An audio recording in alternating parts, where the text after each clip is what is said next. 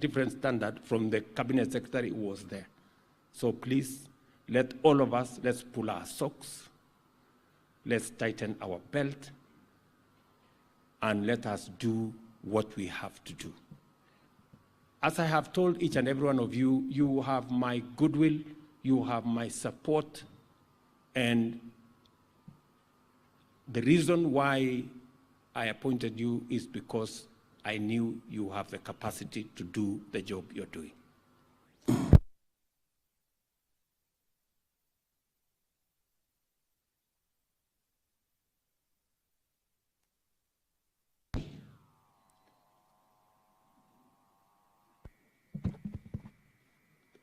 Are we there? Okay.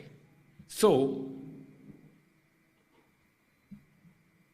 because you have my goodwill and you have my support, and those of you who have bothered to even send me a WhatsApp message to ask, what should I do? You can confirm that I have replied. Right?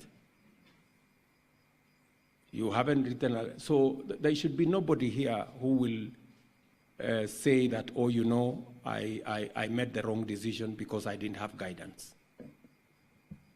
Get guidance from your principal secretaries, get guidance from your cabinet secretaries, from the next person. And if unfortunately you still are not clear of where you want to go, send me a text, do me a letter. I will help you, I will support you, because in your success is mine.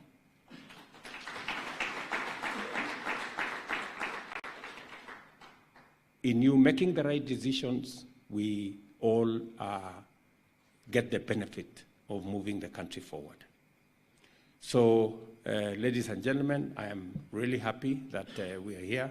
I want to thank David and his team of advisors. They have worked with me to support all the state departments on many aspects, and we are working together to make sure that nobody is left behind, no state department is left behind, and no ministry is left behind.